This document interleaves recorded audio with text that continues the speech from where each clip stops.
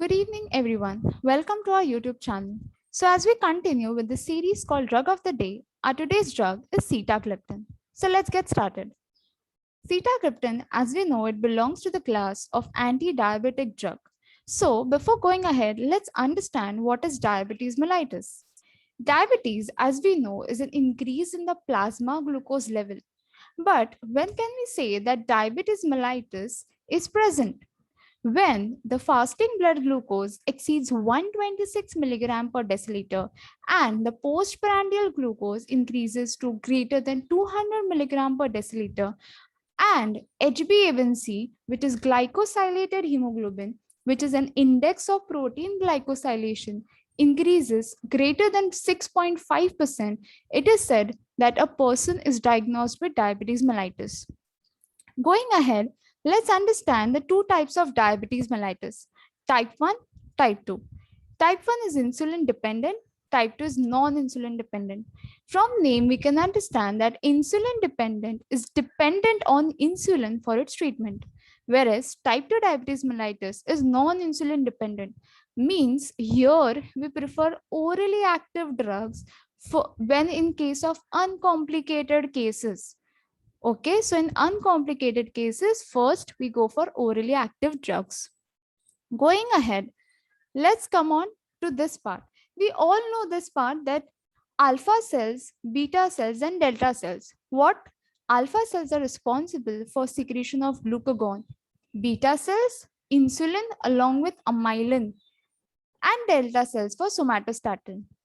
As you can see, alpha cells, it will stimulate the release. It will cause the beta cells to stimulate and cause the insulin release. Along with that, it also stimulates the delta cell to cause the somatostatin release.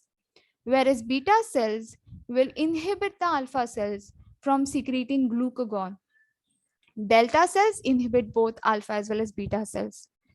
Going ahead, next, as we know, this classification of oral anti-diabetic drugs. Okay, so our sitagliptin belongs to this oral anti-diabetic drugs, starting with one which enhance the insulin secretion. So we have two types. One which are potassium ATP dependent potassium channel blockers, another are DPP4 inhibitors. So can I say that this enhance the insulin secretion, that means they are insulin secretagogues? Yes, but these are the direct insulin secretagogues, whereas DPP4 inhibitors are indirect insulin secretagogues, of which sitagliptin, our drug of the day, will be studying in detail. So we have these classifications: sulfonylureas, meglitinides, and DPP4 inhibitors. The one which overcome the insulin resistance, we have biguanides, thiazolidinediones, and in miscellaneous, we have alpha glucosidase inhibitors, amylin analog, dopamine agonist, and SGLT2 inhibitor.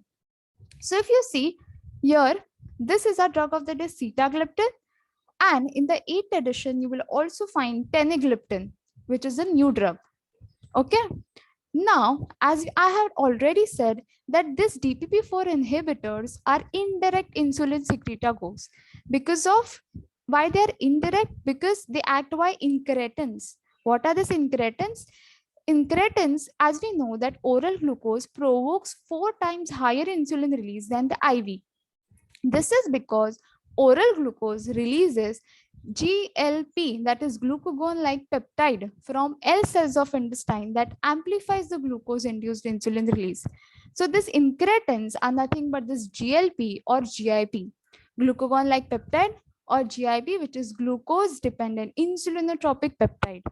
Got this? So these are incretins which are released when orally when you consume the glucose.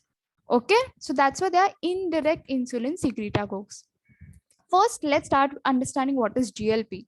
GLP, as you can see here, it's a very important incretin released from the gut in response to ingested glucose. So when you orally consume the glucose, this incretin is released.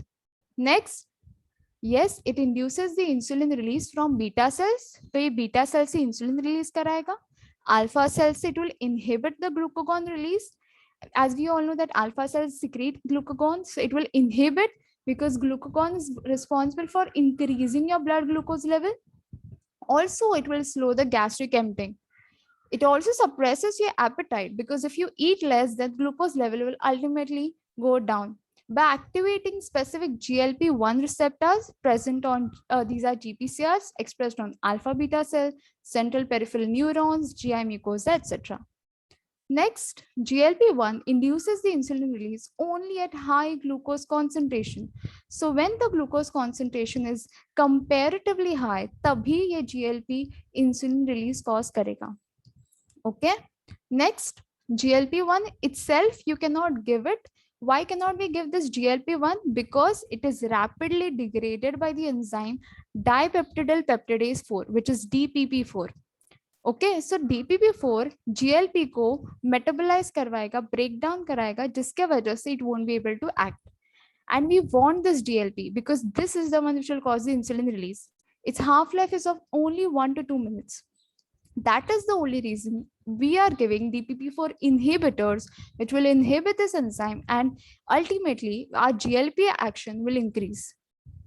Coming on to our drug of the day, sitagliptin. Yes, we know that it belongs to the class of DPP4 inhibitors. It was the first one, orally acting.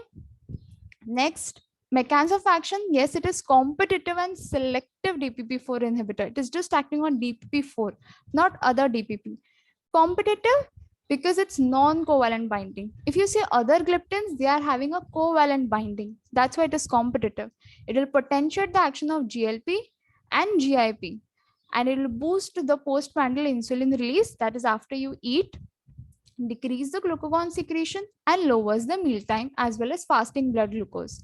Got it? GIP that I have already mentioned, but in humans, the most important incretin is GLP-1. That's why we consider this. Yes, sitagliptin and all the gliptins, they don't have any effect on the weight. Also, they have low risk of hypoglycemia. ADR, the most common adverse effect is nasopharyngitis and upper respiratory tract infections. So remember this. Next, this is a product by Merck, Januvia, sitagliptin. This is important if you see from NIPER point of view. And then you have Janumet, which is sitagliptin plus metformin, film coated tablets by again Merck. So Januvia and Janumet both are the Merck products. Other related drugs, so let's study other gliptins as well. DPP4 inhibitors, as they require this dose adjustment in renal failure. Remember the exception linagliptin. It doesn't require. Next, vildagliptin is hepatotoxic, thus require dose adjustment in both renal as well as hepatic disease. Okay, so remember vildagliptin is hepatotoxic. Dose adjustment is must, but it is hepatotoxic. Next, lina and saxagliptin increases the risk of heart failure. Okay, so both lina and saxa increases the risk of heart failure. Also, saxagliptin generates an active metabolite. Okay, teneligliptin, which is a new drug developed in Japan, is longer acting, greater than 24 hours. Coming on to the next, let's come on to the structure part of sitagliptin. So how it looks somewhat like this, you can understand it has a lot of fluorine. If you see fluorine groups, what is a ring? Our priority is just to understand which ring is present. So you can see here, this is a triazole ring. Can I say it is a triazole ring? And this is a pyrazine ring. This is triazolopyrazine. Okay, it is not piperazine because there is this unsaturation. It's not completely saturated. There is not hydrogens. Here you have a missing hydrogen. So we call it as triazolopyrazine ring in sitagliptin. Remember these rings which are present. Linagliptin, if you see, you have this ring which is piperidine. You have this ring which is quinazolin ring, 1,3 quinazolin. And then you have this ring which is purine 2,6-dione. Okay, so remember these 3 rings present, especially the purine 2,6-dione ring present in linagliptin. Okay, next, teneligliptin. Teneligliptin, if you see, you have these rings which are called as pyrazole. So this is pyrazole, 1,2 nitrogen. Then you have this piperazine ring. You have this pyrrolidine ring. And then you have this 1,3 thiazolidine. So remember the rings which are very specific to that ring, like 1,3 thiazolidine, purine 2,6-dione, quinazoline, and triazolopyrazine. Okay. For GPAT and IV point of view, the rings are very important. Next, alogliptin. Alogliptin, if you see, yes, it has this nitrile group, benzonitrile. Along with that, it has this piperidine moiety along with 2,4-dioxopyrimidine. Okay, so this is a very important ring, 2,4-dioxopyrimidine along with benzonitrile, if you can see here. This is alogliptin. Saxagliptin, if you see, it has a very different structure altogether. So it has this ring, you can see here, it is aza bicyclo. This is a bicyclo. 1, 2, 3. 3, yeah, here 1, and there is no carbon on bridge, so 0. 3, 1, 0. Hexane 3 carbonitrile. Okay, and you have this adamantane ring. So saxagliptin has this adamantane ring. Don't forget that. Vildagliptin, it also has this adamantane ring, if you see. But along with that, it also has this pyrrolidine ring and a nitrile group. So pyrrolidine carbonitrile. Okay, whereas here we have this bicyclohexane bicyclocarbonitrile. So remember these rings which are specific, as I have marked here. Adamantane is present in both saxagliptin and vildagliptin. Nitrile is present in all three, if you see. And this has 2,4-dioxopyrimidine ring, alogliptin. Going on to next. So this is very important. So once anti-diabetic drugs which have an effect on weight. So ones which increase your weight are sulfonylureas, insulin, pioglitazone. The ones which decrease your weight are GLP-1 agonists, pramlintide, and SGLT2 inhibitors.